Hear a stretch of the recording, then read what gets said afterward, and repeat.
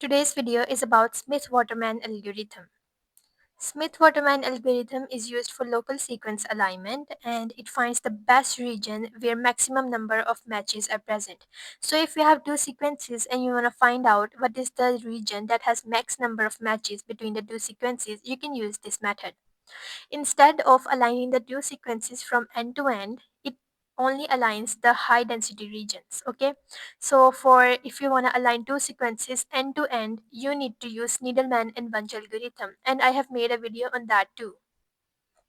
So first of all, what you need is two sequences. And when you are comparing two sequences with each other, you are presented with three situations.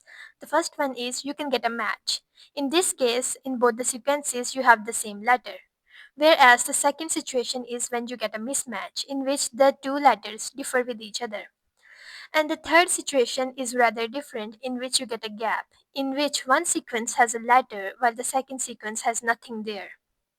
So these three situations, when we get them in the sequence alignment, we align them on basis of the matches, okay, so in the local sequence alignment, and we assign them a score. Now this score is predetermined and we name it as the scoring matrix. So there are some rules that you need to follow. A match is always given a positive number, whereas mismatch and gap are negative. Now for today's video, the two sequences that I have are ACG, while the second sequence is ATCG. And my scoring matrix is going to be positive 1 for a match, negative 2 for gap, and negative 1 for mismatch. So first thing that you're going to do is you're going to make 4 boxes. And in these 4 boxes, you are going to write 0 right over here, while the top 3 boxes are going to be left empty. The next thing that you're gonna do is you're gonna assign these sequences to the x or the y axis. Okay, so I will write ACG. Let's say I will write it in the x axis right over here, A, C, and G, while I will write A, T, C, and G, which is my second sequence, in the y axis. And after doing that, I will complete the grid. I will complete all of the lines so that I have boxes where I can accommodate my numbers that I will get after alignment. So this is what it's gonna look like. So you can see that we have 4 boxes over here. We wrote a 0 and we accommodated our two sequences in the matrix. I wrote ACG on the x-axis and ATCG on the y-axis. I could have written ACG on the y-axis too. Okay, it's up to me. Now after doing that, the next thing I'm going to do, I will write 0 on these two lines over here. Okay, this line over here and this line over here. Next thing I'm going to do is I will start filling the matrix. So the first box I'm going to fill is right over here. Now to fill a box, there are certain rules that you need to follow. The first one is you never write a negative value in this matrix. If you come across a negative value, you will turn that into 0 and write 0 in its place. The second is only positive values are written, okay? And so filling a box, each box is part of a 3-box family. Okay, so if I want to fill this box right over here, I will use the 3 adjacent boxes that are to it. Okay, so I will get 3 values, one from each box, and I will write the value here that is highest of 3 of them. Okay, so for getting those 3 values, we have these rules. So when I will get the value from the horizontal box that is right above it, I will take the value which is 0 and I will add to it the value of gap. Since the value of gap is negative 2, I will write it like this, and what I'm going to get is negative 2. So I will write negative 2 over here. Now after doing that, I will move on to the vertical box. Now the vertical box has the value of 0 over here, and I will take that value again, 0, and I will add to it the value of gap again. So the value of gap is negative 2. So I will get negative 2 as a result. Now the next thing that I'm going to do is I will take the diagonal box value, which is 0, 2, and I will add to it the value of match or mismatch. Okay, so which is it going to be? Now as you can see that this box right over here, it corresponds to a match. We have A and also an A right next to it. Okay, So when your box corresponds to a match, you choose the value of match to add to the value of the diagonal box. Whereas if you have a mismatch corresponding to that box, you add the value of mismatch to your diagonal box value.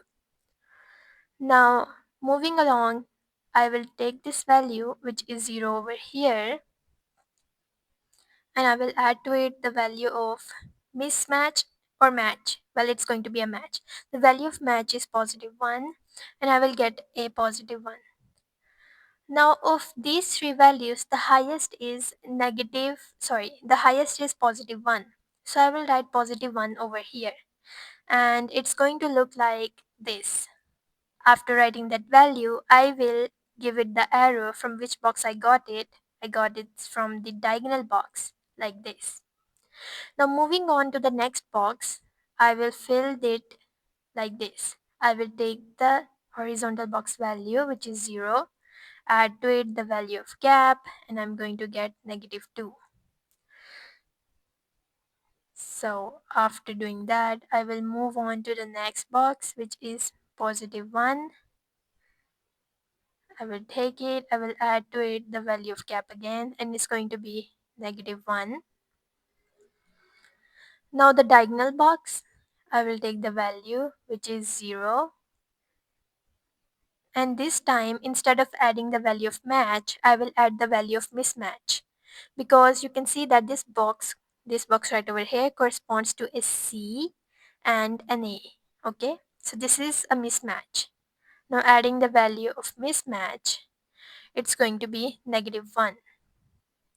Now you can see that I have gotten all the negative values, and I told you when I get a negative value, we will turn that into 0 and write only 0 in its place. So it's going to become like this.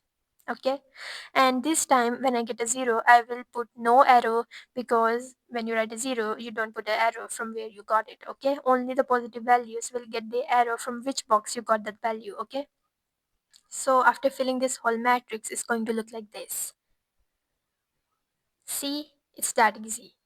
Now that you have filled this box, you can see that you have got 3 positive values, which are 2, positive 1, and positive 1. Now, after you're done filling your matrix, your next job is to find the traceback. And in the traceback, the first thing you're going to do is you will take the highest value that is present in your matrix and start following the arrows that lead out of that box. Okay, so when I start doing that, I see my positive 2 is the highest number in this matrix, and the arrow that leads out of this box is right over here. Okay, so when the arrow points to the diagonal, it means that I will write both the sequence that correspond to this box.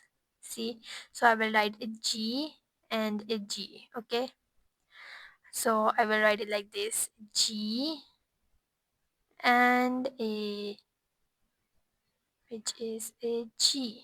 Okay, now moving on to the next box, it is a positive 1, and it corresponds to a C and a C. And it's also a diagonal arrow that leads out of this box. So I will write both the sequences right above each other like this: C and a C. Now after that, you can see that in this box over here, there's a 0 and no arrow is leading out of it. And if you look at what it corresponds to an A with a T. And this is going to be a mismatch. So it's up to you if you want to write that, but usually people skip this one, the 0 box. So here it is. This is your local sequence alignment, okay? So as a result of using the Smith-Waterman algorithm, you have found the high density region where maximum conservation between the two sequences is, where maximum matches are present. And for these two sequences, the local sequence alignment is going to be this. Okay, so as a result, you have applied Smith-Waterman algorithm. And if you have any doubts, you can tell me in the comments, and go watch my Needleman and Wunsch algorithm. So if you have a good base in Needleman and Wunsch algorithm, Smith-Waterman is going to be very easy for you. So good luck.